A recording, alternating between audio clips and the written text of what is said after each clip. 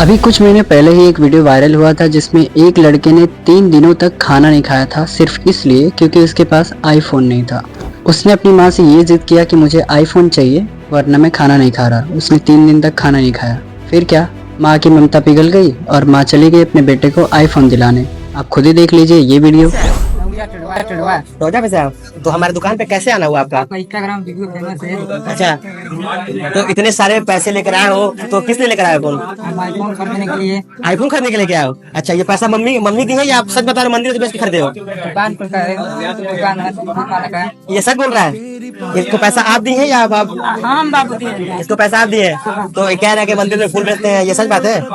फूल पत्ती हम बेचीला भैया, ये खाली हमसे 3 दिन से खाना ना खाता हूँ। अच्छा, ये खाना नहीं खा रहे? आईफोन के लिए खाना नहीं खा रहे? नहीं। तो आप इनको आईफोन दिला रही हैं, आप खुश हैं? ये तो खुश नहीं, बाकी इतना पैसा हमके लिए आके दिया। इतना पैसा मम्मी को आप ला के दोगे? ठीक है, बोलो। लाओ भाई का आईफोन दो। लो यार, मम्मी को पसंद करे भाई, फोन खरीद आईफोन। ये है भाई आईफोन लवर का पावर। लो भाई, अनबॉक्सिंग करो, ये पैसा दो, शील्ड खोलो। इतना दूर मुझको तू। सो गाइस, देख सकते हैं आईफोन लवर का पावर। भैया ने मंदिर में से मेहनत करके फूल बेचकर पैसा लाया है आईफोन खरीदने के लिए। तो ये इतना बुरा। कुछ और लेना चाहोगे इसके साथ? गिफ्ट लोगे? लाओ भाई को गिफ्ट दो यार। लो भाई, गिफ्ट लो। हैप्पी वहाँ देख के बोलो खुश हो। दिखाओ, कैमरे दिखाओ। इतना दूर मुझको तू। अब यहाँ तक तो सब ठीक लग रहा है, लेकिन सैड पार्ट पता है क्या है? जिस माँ ने आईफोन दिलाया वो एक्चुअली क्या करती है, वो अपना फूल का उनका बिजनेस है मंदिर के सामने। तो मंदिर के सामने जो है वो फूल बेचती है। वहीं से उन्होंने कुछ पैसे शायद इकट्ठा किया, फिर पता नहीं उनका सोर्स क्या रहा होगा। उन्होंने कैश में 70,000 का कुछ आईफोन था और उन्हें 70,000 का आईफोन दिलाया अपने बेटे को।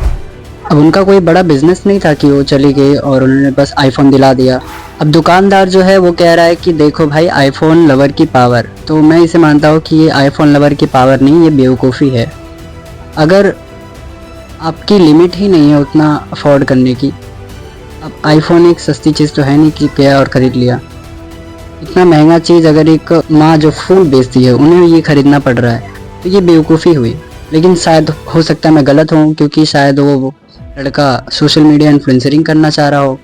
शायद वो यूट्यूब पर, इंस्टाग्राम पर वीडियो बनाए और उससे कुछ उसकी अर्निंग आने लगे। लेकिन अगर इसके अलावा वो कुछ करता है तो ये बेवकूफ़ी ही कहलाएगी। भले ही उस लड़के ने कहीं भी यूट्यूब पर या फिर इंस्टाग्राम पर कहीं भी वीडियो बनाने के लिए फ़ोन लिया हो, लेकिन मैं मानता हूँ कि वीडियो वो 15 से 20 हज़ार के रेंज में फ़ोन जो आते हैं उनसे भी वो वीडियो बना सकता था।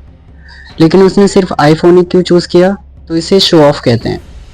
लोग होते हैं ना, बहुत फ्लेक्स करना चाहते हैं फ्रेंड्स के सामने या फिर रिलेटिव्स के सामने, कहीं पे हो सकता है। आजकल जो लोग हैं वो लोग सिर्फ फ्लेक्स करने के पीछे ही लगे हुए हैं। ये बात सिर्फ इस लड़के तक सीमित नहीं है। इस लड़के ने तो आईफोन लिया। ये बात उन सब की है जो लोग शो ऑफ करते हैं।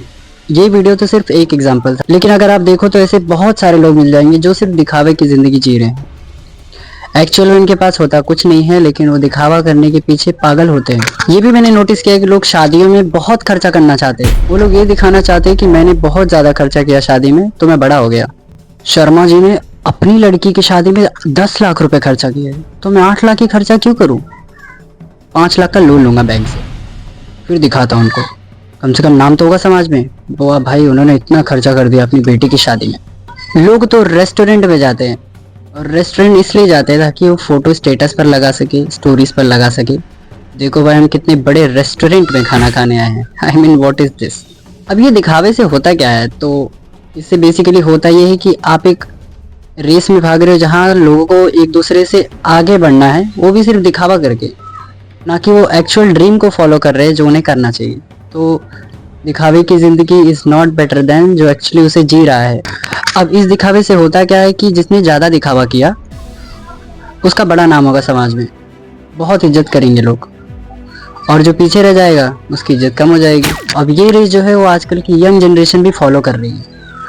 वो लोग अपने 15,000 के फ़ोन से खुश नहीं होते जब तक वो अपने दोस्त के 40,000 के फ़ोन से महंगा फ़ोन ना ले ले, वो भी पेरेंट्स से जिद करके। वाह, क्या एक्टिंग कर रहा है। अब यहाँ वो अपने खुद के ड्रीम्स को छोड़कर दूसरों की चीज़ों को अपना ड्रीम बना लेते हैं। ये लोग इन्फ्लुएंस भी किससे होते हैं?